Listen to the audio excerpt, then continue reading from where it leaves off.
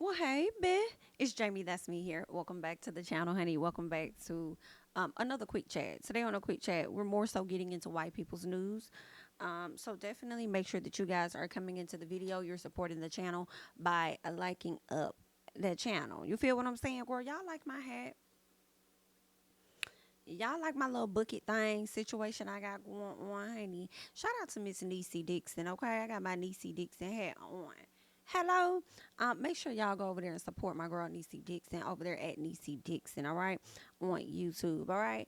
Um, Listen, I just came to chat about a few things real quickly, all right? Of course, I want to talk about what's going on with Madonna and her being sued by these fans. We got to talk about Alec Baldwin being indicted, girl. And if that's not enough to make you be like, girl, no, what, girl, how about Scott Peterson then got the Innocence Project of LA behind him? All right, and some of y'all may not be familiar with Scott Peterson. We'll get into it. A lot of us are likely familiar with him, okay? But girl, yeah. Girl, they told me that man could potentially be innocent, girl. That's crazy, right? We got to touch on Jeannie Mai and the situation she got going on with Jeezy, because it's definitely giving lamb chop. And also, we have to touch on what's going on with Chris Stokes. You know,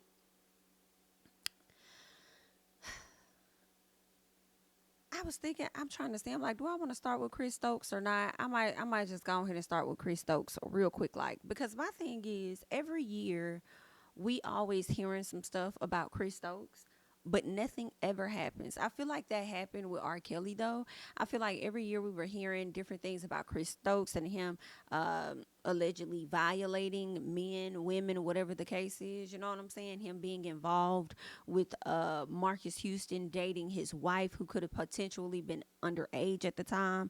Now he's married to her and they have like two kids together or whatever. So, we've been hearing a lot of talks about Chris Stokes over the years, and nothing has really come of it yet. But I feel like that's the same thing that happened with R. Kelly. We would hear a lot of stuff over the years, different things that R. Kelly would be involved in or whatever, and then next thing you know, Judgment Day has come and you must do time.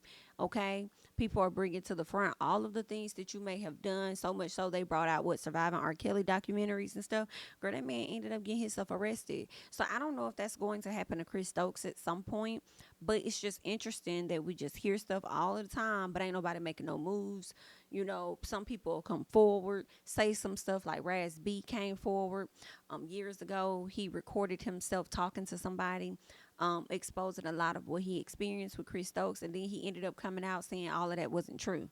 And then he turned around and started calling Chris Stokes a bitch, and saying he did do this. So I'm like, okay, your credibility is a bit concerning. Initially, when I first heard it, I was believing you. Then you come out and say he didn't do it. And I'm like, well, why would you do all that? And then you kind of allude to the fact that he is. Girl, I don't know what the fuck is going on. Okay.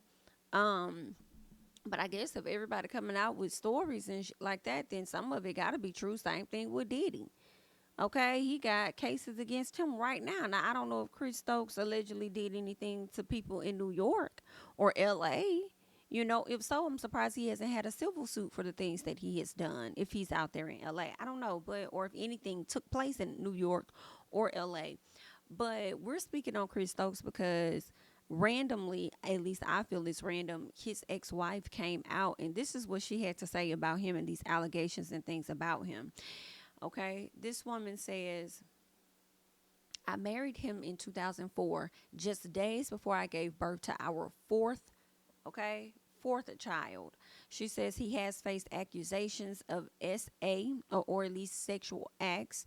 She says that I know to be true, but parties are unwilling to come forward and confirm them. She says I can confirm that he committed these acts, and it begins with acknowledging what I didn't want to accept. I married a perpetrator of such crimes. She says now it's time for me to liberate my spirit and open up about it. For the past 2.5 years, I've dedicated time to self improvement, working on my mental, physical, and emotional well being, often in solitude. She says, at this point, my heart's desire is for every victim, including myself, to heal and live long, healthy, productive lives. I seek justice.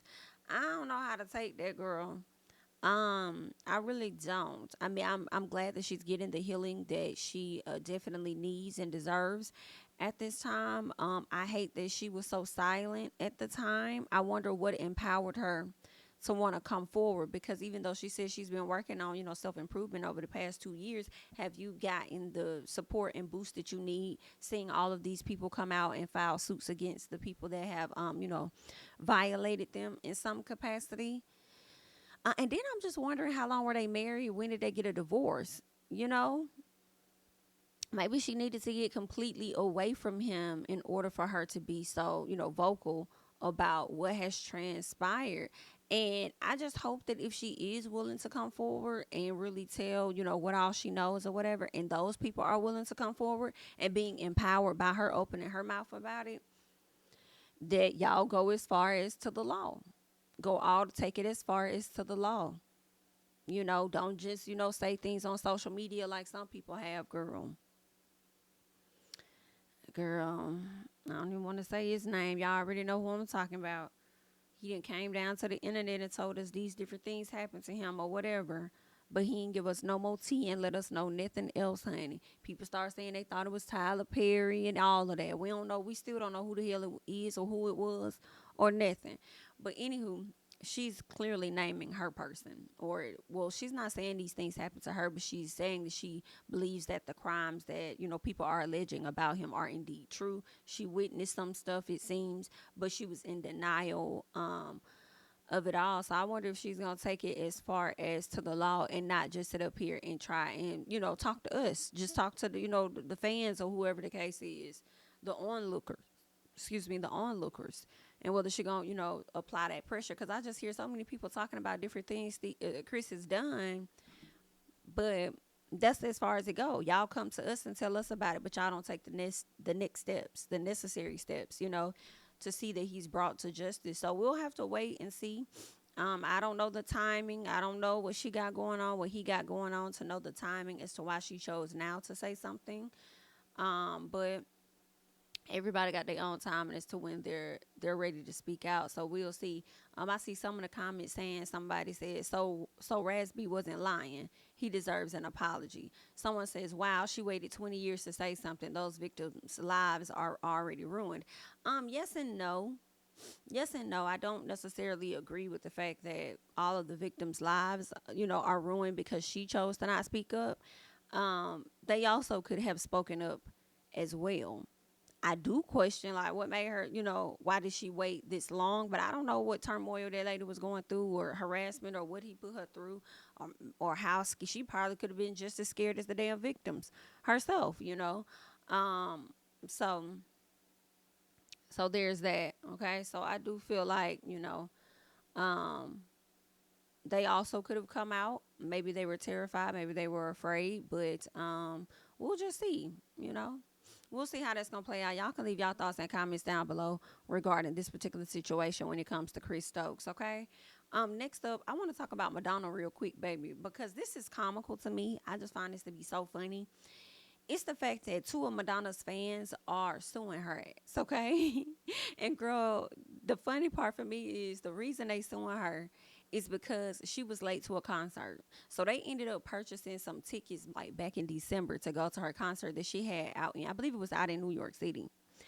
And she was supposed to, now it was advertised that the show was going to start at 8:30 or whatever the case is, but she did not get on stage until 10:30. Okay, so they said she was 2 hours late for her own show. She is 65 years old, y'all, or somewhere in her 60s. So Madonna ain't really got it like that. You know what I'm saying? So she gonna be a little late, and maybe they was giving her grace to be a little late, right? But 2 hours late, they was like, oh hell no. So now it's two guys that's suing her because they said that they were late for work the next day or something like that. No, I think it was that they had to be to work the next day. That's what it was. They had to be to work the next day.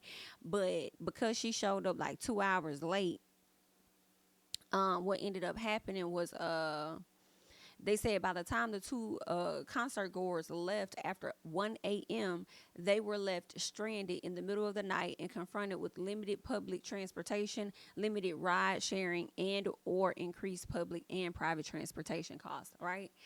So that's why they pretty much suing her because she was so late and they had to get up and go to work the next morning. So it's like, bitch. So we finna sue you. And I just find it to be so funny with the fact that they are suing her. And you know what's interesting is this.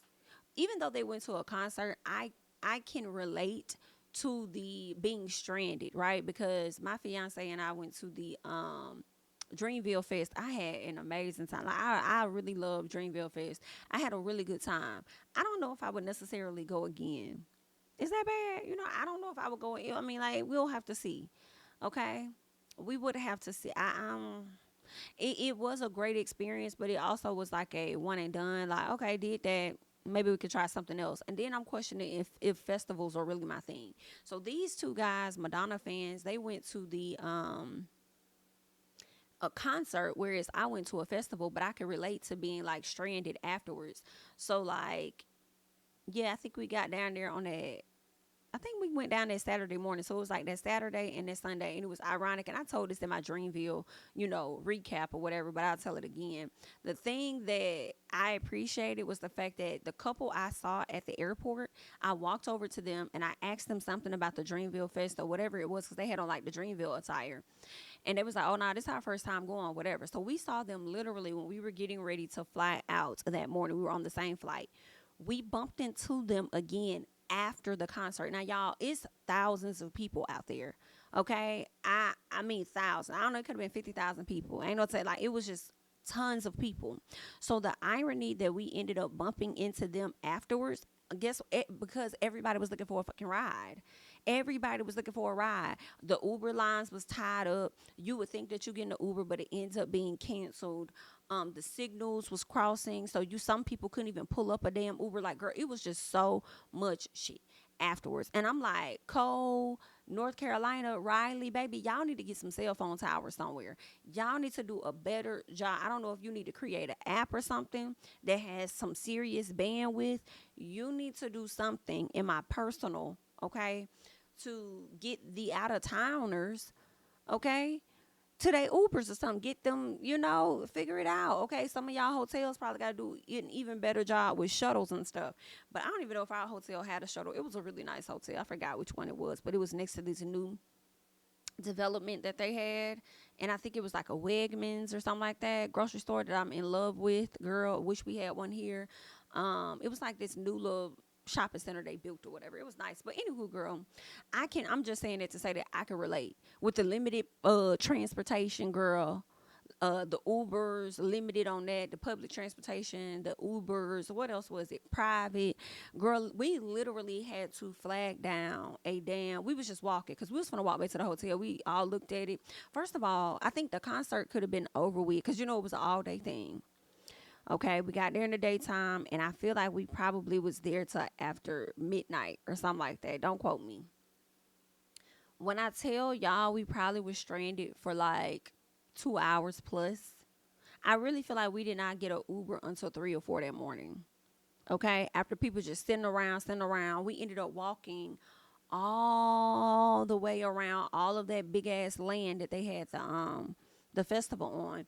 We walked all the way to the other side of the road, which is very long. It was very, very long. It was a long walk, don't get me wrong, to the other side of the road, thinking if we get away from the masses of where everybody's hanging out at trying to get a doggone ride, we would find somebody that could get us a ride because it ain't that much traffic. Girl, we walked all the way to the other side. Clearly, a lot of people had the same idea as us.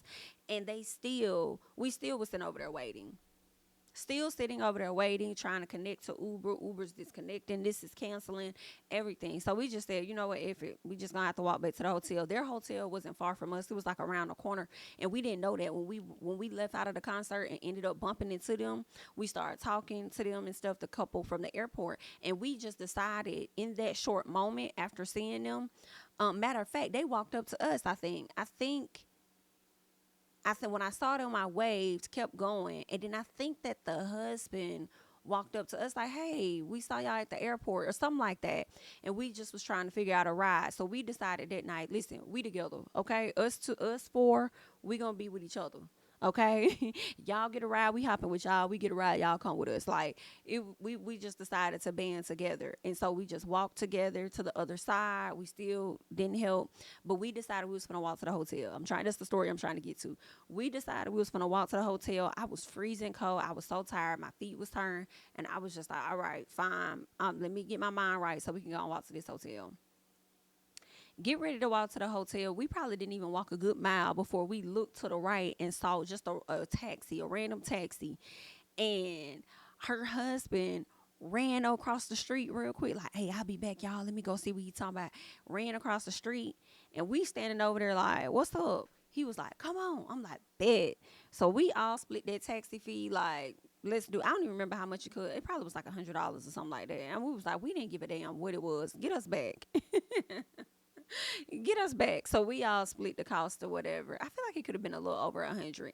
But the man get shout out to the taxi driver because he ended up giving us his number and he was like, call me. Just call me tomorrow. Like, call me. And he kind of rode us around off of the clock. Like, girl, okay. I'm just gonna give y'all my fee. Y'all just pay me directly. Don't worry about what this whole taxi thing is talking about. I got my own square and all of that. Like, y'all just so we see each other type thing. So we hit him up.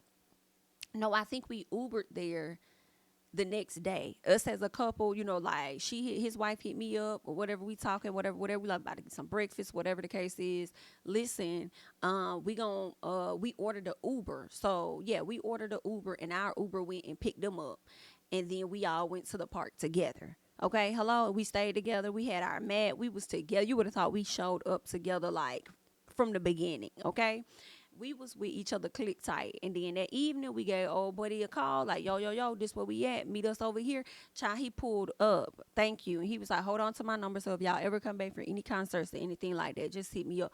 I was just like, you the NIGGA. Girl, I done lost the number though. I don't know. The number might be in my phone. Or it might be in my fiance phone. I got to check. But either way, okay, he was the NIGGA for sure. But all in all, I'm saying all of that. Okay, Dreamville Fest was amazing. It was great, wonderful experience.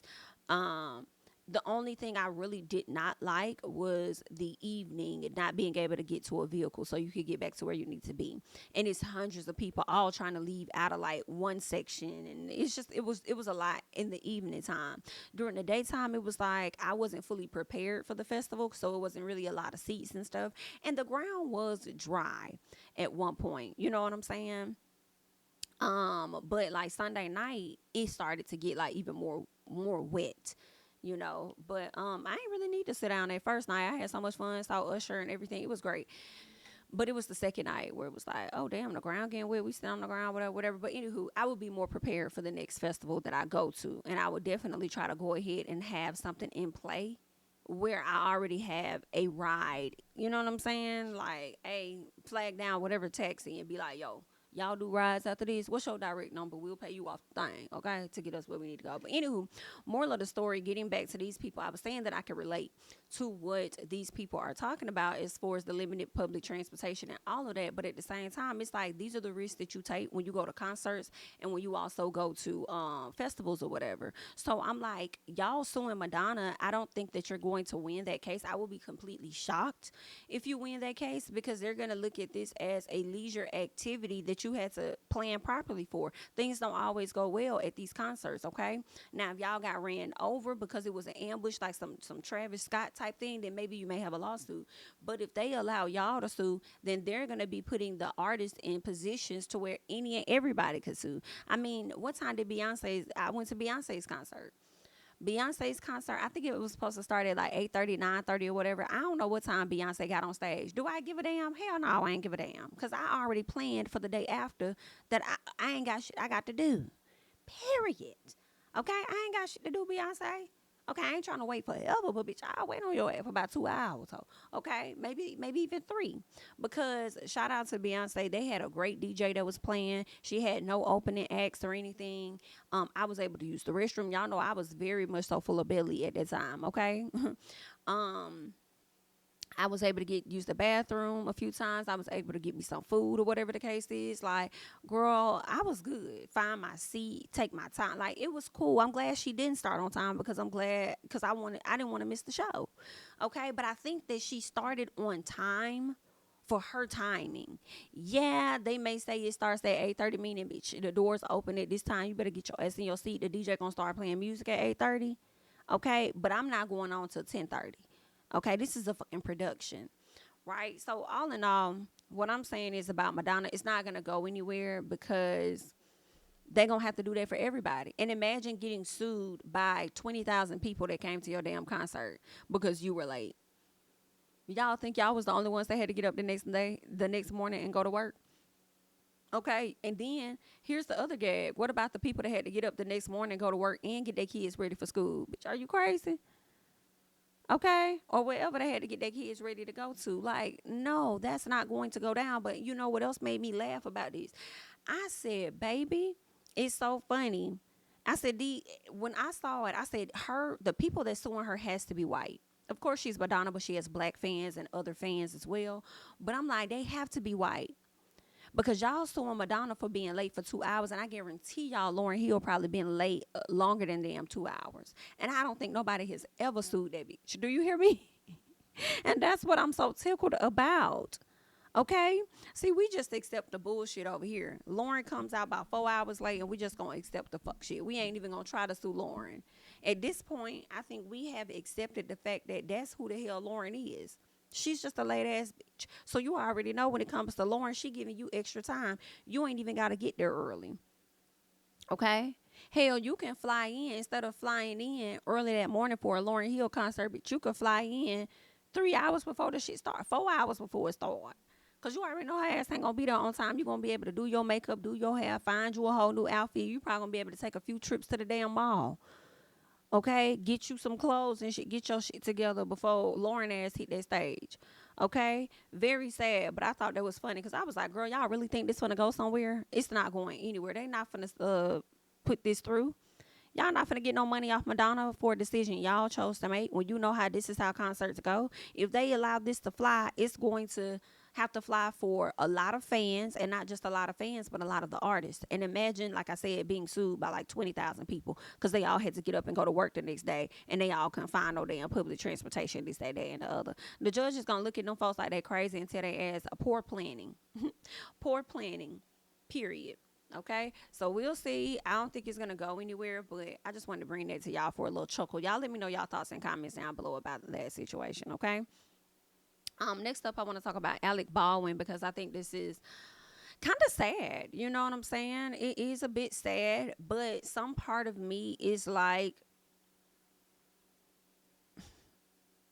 girl, I hate to say it, but girl, if it was a black person, girl, their ass would have never, the case would have never been dropped. Okay, but let's go ahead. Okay, hence Jonathan Majors' ass going to all the way to trial on a misdemeanor or whatever the case is. Okay, dealing with his situation, knowing that somebody else was negligent in it and they wouldn't even charge, or at least I think the person was charged, but they wouldn't even move forward with any of the details on that other person in the case. But anywho, girl, they're saying that Alec Baldwin has been indicted by a grand jury for involuntary manslaughter over the deadly shooting that took place on his set where he ended up shooting that cinematographer. I believe he was acting, okay, he was doing his thing, grabbed, I guess, whatever weapon, fired it off, and once he fired it off, from my understanding, it ended up hitting her. I do have an article here from ABC News, and we'll get into that.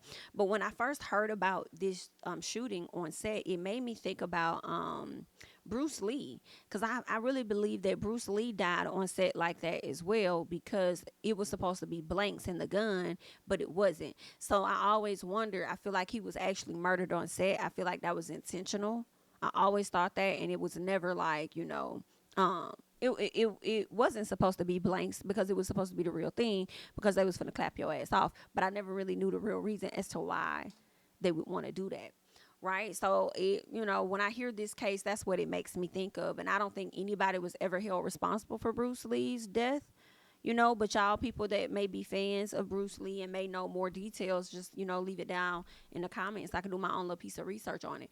But anywho, I want to get into this case here real quick with Alec Baldwin. And this article is pretty interesting because he's not the only person that is being charged here. So they're saying a grand jury has indicted Alec Baldwin on a involuntary manslaughter charge, okay, in the deadly shooting of the cinematographer Helena Hutchins on the New Mexico set of Rust. Okay, they said now months after prosecutors dropped their case against the actor over her death. Now, from my understanding, they did drop the case, but they said it against him.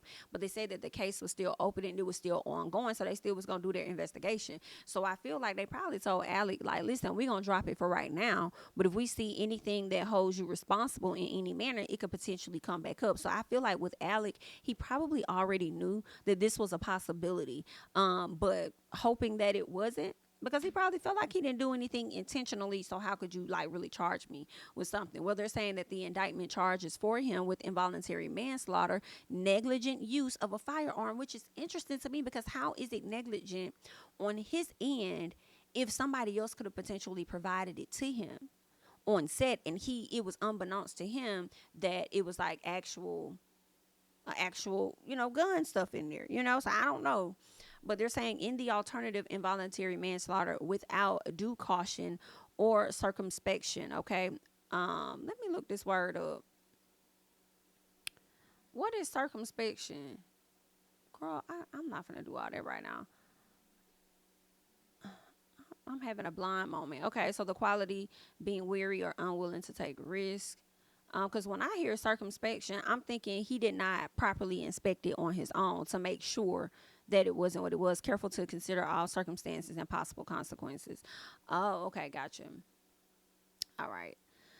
So, anywho, they're saying both fourth degree felonies. So, these are fourth degree felonies. They're saying in response to Friday's indictment, Baldwin's attorney said that they are looking forward to their day in court. Now, special prosecutors investigating the shooting said in October 2023 that they believe that Baldwin had criminal responsibility in the deadly shooting. They said at the time they planned to present the case to the grand jury to determine whether probable cause existed to charge him. Okay, so I guess it did.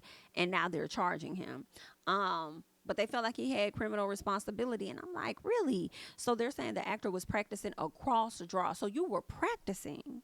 So I'm thinking you were filming, but this time you were practicing a cross draw on the Santa Fe set back in October of 2021 when the gun fired. When the gun fired, it ended up hitting Hutchins, the cinematographer, and it also ended up hitting a director. Now, the director, he didn't have no life-threatening injuries or nothing, right? But she did, and she died. Now, they say he was initially charged with 2 counts of involuntary manslaughter, but then the special prosecutors decided that they were going to drop the case against him, and that was in early 2023, back in April, right?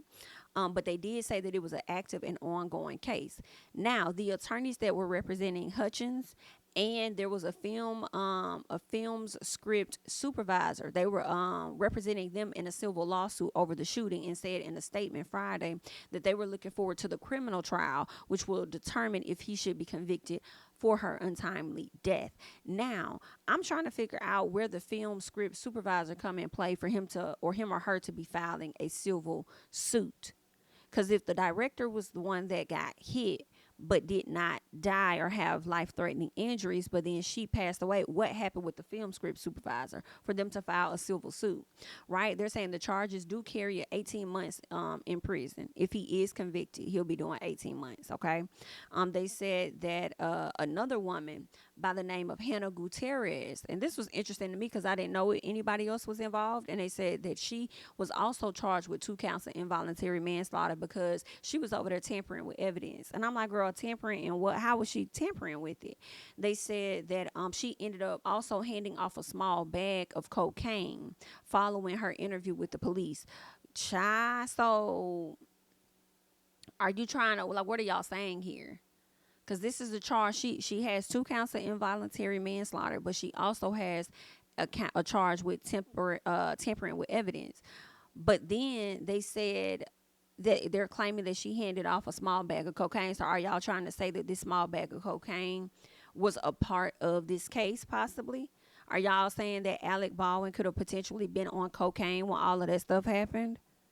Is that what you guys are saying? Which is why she has this charge of tampering with evidence, because she passed it off. That could have been hers, and she passed it off. You know what I'm saying? And didn't want to get caught up with y'all knowing she had that sniffer on her. But girl, that's crazy.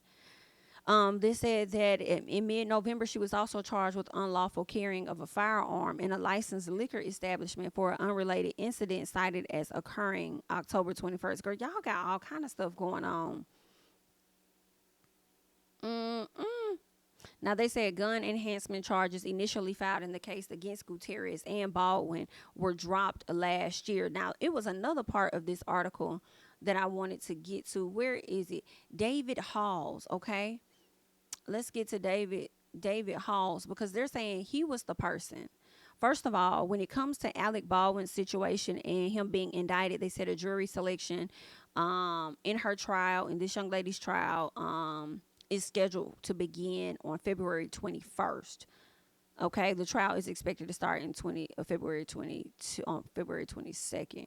Okay, so that's for the Gutierrez. That's her case. Okay, this is what I'm trying to get to. David Halls, because they said David Halls is the first assistant director for the film. They said he was sentenced back in March of 2023, but he was sentenced to 6 months unsupervised probation as a part of a plea deal. They said Halls is the one who handed the gun to Baldwin prior to the shooting, and he was charged with negligent use of a deadly weapon or whatever the case is. So I'm just like, he the one that handed it to him, so why is he not responsible? And why? And like, I mean, I don't know if it was like actual bullets in there or if it was supposed to be blanks, and with the blanks she ended up, getting hit and died from that, or whatever the case is. But I guess it makes sense, because whatever it is, he was practicing, and I guess he was using the weapon negligently, but he was practicing. But how would he know it was going to, fire off and clap her?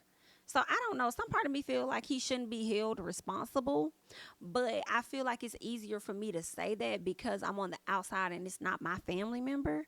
You know what I'm saying? So I just kind of feel like,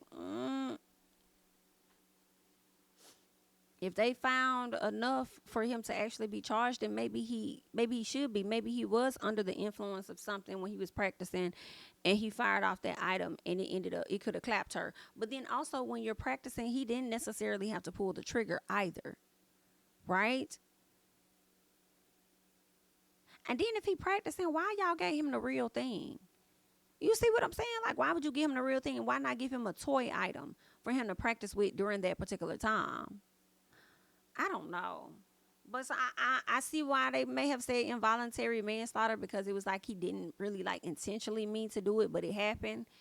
But at the same time, because of those things, I feel like, should he actually be charged, go to jail for that, when those weren't his intentions at the time? You know what I'm saying? When he's just rehearsing on set, which is something that they commonly do. How was he supposed to know that was going to happen? But at the same time, like I said, it ain't my family member, so it's easier for me to say it on the outside looking in. But y'all leave y'all thoughts and comments down below on that Alec Baldwin situation, because I'm in the middle. So y'all let me know how y'all really feel about it, okay? Let's go ahead and talk about Scott Peterson, okay? Scott Peterson first of all, at one point back in 2004, I believe it was, Scott Peterson was married to a woman named Lacey Peterson. Lacey Peterson was about 9 months pregnant. I think it was their first child that she was pregnant with, right? I think it was a little boy that she was pregnant with too. So Lacey, I think, went missing or something like that in December of 2004, or was it 2003? I think it could have been 2004. According to this headline, he was convicted in 2004. So it clearly happened a few years before 2004. Okay.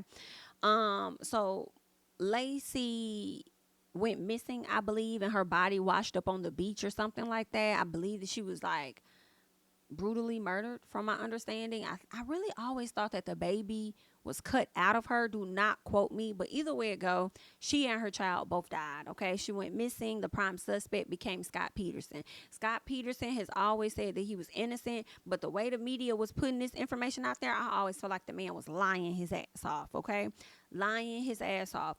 The LA Innocence Project is deciding to get behind his case because they feel like it was details that were out there about him that could actually exonerate him and make him innocent for the alleged crimes that he's now in prison for like life. I think he got life without parole. And I feel like, damn, this man could really be innocent, because when I hear the LA Innocence Project, or really any Innocence Project getting behind somebody, chances are they have really done their research, and the person is more than likely innocent, for real, for real. Because I just don't recall many cases. I don't think I've ever heard of any Innocent Project cases that they've got behind, and they the person didn't get released. You know what I'm saying? The evidence that they found for that person to be, innocent was never, never what it was. So when I see them backing him, I'm like, damn, y'all probably could have potentially put a man behind bars that was never supposed to be behind bars, and the killer of his wife and child, could still be out here just living their damn life. Probably done clapped off some more damn people. You know what I'm saying? And then y'all done made this man look so horrible in the news after all of these damn years. Ooh, child. Y'all better hope he don't get out. Y'all better hope he not innocent, because that man probably gonna get out and gonna be coming to sue every motherfucking body. You hear what I say? So I don't know, but I'm just speaking on when the Innocence Project gets behind somebody and supports them and goes all the way, and that person gets out. I usually see good things from them versus, them supporting somebody that they knew had actually committed the crime all of this time. So it kind of looks a little different, girl, that these people getting behind him, because I'm like, damn, he could really be innocent. They're saying that the Los Angeles Innocence Project has taken up the notorious case of the convicted wife killer Scott Peterson, okay, in new court filings. Lacey Peterson, who was 27 years old at the time and 8 months pregnant, disappeared on Christmas Eve in 2002. Her body was found in San Francisco Bay in April of 2003. Girl, I thought it was a few weeks later. I forgot. Girl, that's months later. I cannot take it. So that makes me believe that she was... So what? She was found in the San Francisco Bay. So was somebody housing her for a long time? Like, I see, now I'm confused. Like, so the baby wasn't born. So was she badly decomposed from the moment she went missing in December? Because if she was 8 months in December, she was likely due in January, February. But y'all didn't find her until April? So what was going on with the baby? They saying unborn child. So how long was she dead before y'all found her on the bay? That's what was never clear to me. Because I know that baby wasn't in her that whole time. And somebody was holding her hostage and then just decided to get, like, girl, that's some freaky shit there. But anywho, let's keep going. They're saying Scott Peterson, who's 51, was arrested and charged with first-degree murder in the death of his wife and second-degree murder in the death of his unborn son. He was convicted in 2004 and sentenced to death in 2005. He was later sentenced to life in prison without parole. Lucky for him, they didn't send him to death. Send him, to get killed. But how long they keep people on death row, girl, he probably would have still been alive either way. Okay, with how long they have people sitting on damn death row. But here we are. They're saying that the attorneys with the LA Innocence Project claim that Scott Peterson's state and federal constitutional rights were violated, including a claim of actual innocence that is supported by newly discovered evidence. New evidence now supports Mr. Peterson's longstanding claim of innocence and raises many questions into who abducted and killed Lacey and Connor Peterson. Girl, this is wild. His attorneys are seeking dozens of items that they say could not locate, reviewing the trial files from his prior counsel. After a thorough search, they said the items include evidence from the investigations into a December 2002 burglary of a home across the street from Peterson's house. They said that Lacey Peterson's missing watch and a van fire in the airport from December 2002. According to the filings, they are also seeking documents from interviews with several witnesses. Baby, I do not know, but as I told y'all, the Innocence Project gonna do their research when it comes to shit. And now they're pulling certain records, and you mean to tell me that the records cannot be found at this time? LAPD, California PD, whatever PD. Girl, what the fuck was y'all doing? Where is the shit at? Where is the stuff at? They're saying that the director of the LA Innocence Project said she found deficiencies while reviewing the discovery of Scott Peterson's case and sent a letter to the county district attorney. Okay. On November 14th, she was seeking informal production of numerous items of post conviction discovery. So y'all got some of this shit missing. Let me skip down and see what else. They said Scott Peterson, who pled not guilty, has maintained his innocence and claimed he received an unfair trial based on possible jury misconduct. His lawyers have previously claimed that a woman known as Juror 7 had not disclosed involvement in other legal proceedings, baby. So what if he could have did commit the crime and he about to get off possibly because of y'all negligence of shit? But again, they are attesting to the fact that there is evidence that proves otherwise, that this man was innocent the entire fucking time. I believe that they said that her family may have been on edge to believe that he never did it either. But anywho, so they're saying in 2020, the California Supreme Court overturned Scott Peterson's death sentence, citing that his jury was improperly screened for bias against the death penalty. He was resentenced to life in prison, and that was impossibility with parole in 2021. They said, what else? Let me keep going. Let's keep going. The Innocence Project, which provides pro bono legal services to people incarcerated in Central and Southern California who may have been wrongfully convicted, said in a statement later on Thursday that it is representing Scott Peterson and investigating his claim of actual innocence. Let's see. All right, so this guy, Mike Belmesseri, who served as a juror on the Scott Peterson trial, told ABC that there isn't a day that goes by where he hasn't thought about that case. He said he supports the LA Innocence Project's review of the case. He says if they think they're going to find something different that sheds light on something new, I fully support it, is what he's saying. Girl, I feel like I'm going to be watching this case closely. I don't think I watched it as closely when I was a kid. I heard about it. It was covered all over the different news networks and stuff. So I probably tuned in a little bit. But now that the Innocence Project is behind it, I'm just wondering, girl, is he innocent, girl? Did this man ever do it? Who the fuck harmed Lacey Peterson and her child? And it was never Scott. We gonna see, okay? They said innocent until proven guilty. He's been proven guilty, so right now he guilty until he proven innocent. So we shall see how it's gonna play out. Y'all leave y'all thoughts and comments down below.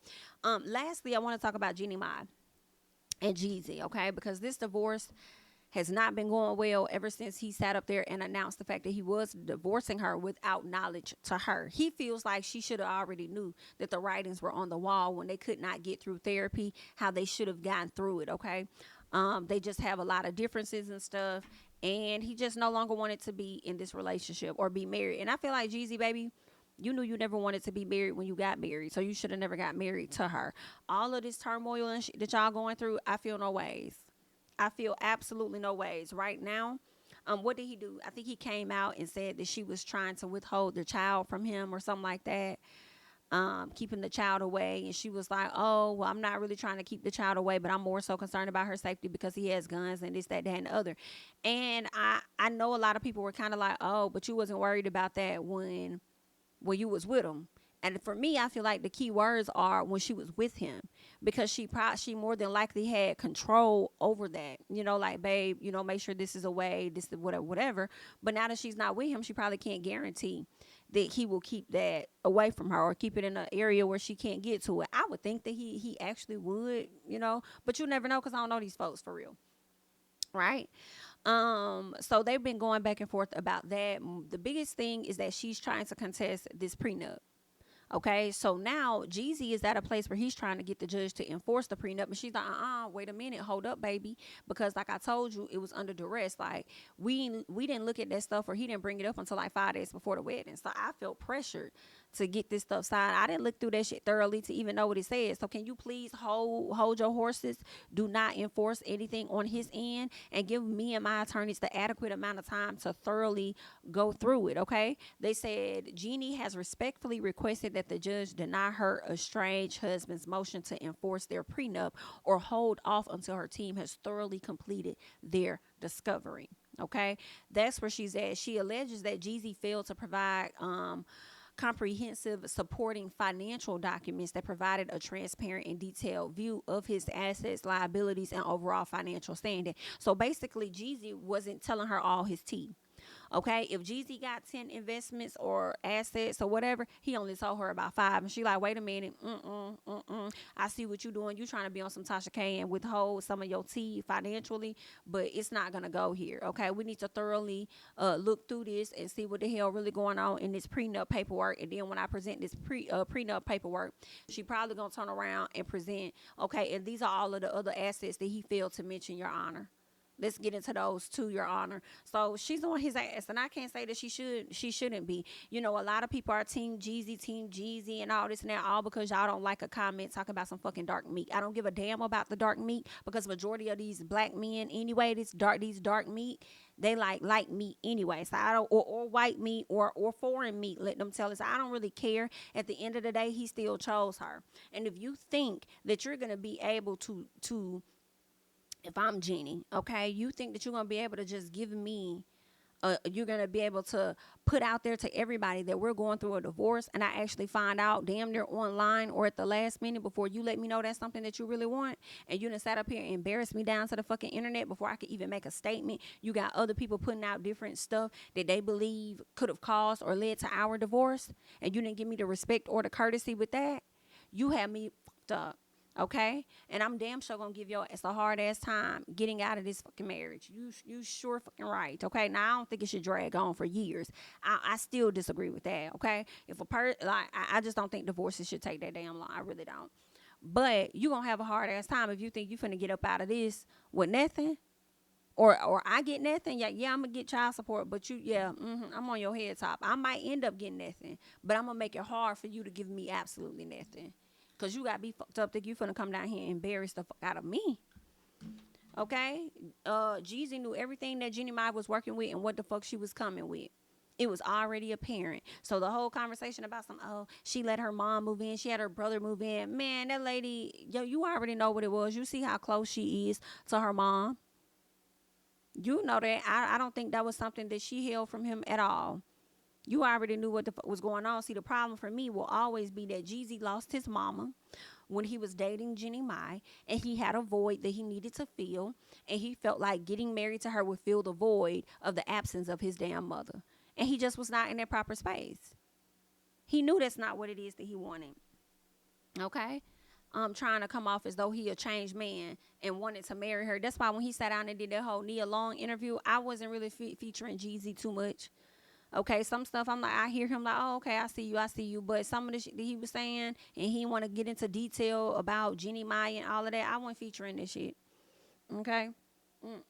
Because you trying to show us a different, image of you or whatever the case is when you still can be that same dog ass. Okay? And I'm still going to play your music because I like you. You know what I'm saying? Period. I'm going to separate that from the artistry that you give me. But at the same time, I'm not stunned that shit Jeezy talking about. I don't feel bad for him at all. And I'm not finna sit up here and drag Jeannie Mai because y'all mad that man made his choice and his decision to be with that woman. That's what he chose to do. Okay, so that's on his ass. Hello? So anywho, girl, I just wanted to bring that up. And hopefully the judge give her people the time to go and comb through that damn prenup and any assets that his ass got to. All right. But either way, honey, that's all that I have at this time. You guys can leave your thoughts and comments down below on everything I just discussed on the quick chat. I am Jamie. That's me. Don't forget to like, comment, subscribe, share my videos, or follow me on Instagram and Twitter at JamiThatsMe. And I'll catch you guys in the next one. Bye-bye. And cul-de-sac. Coming, I swinging like soldier rag. Leading my people like quarterback. Boy, I study this shit, I'm an almanac. Had to get up and grind. Knowledge is booming, I'm here to apply. Came with the chip and the dip, it just single the mind. We finna do more than survive. I need my check. Spinning the block for the Gouda, we hitting the jeweler to flood out the net.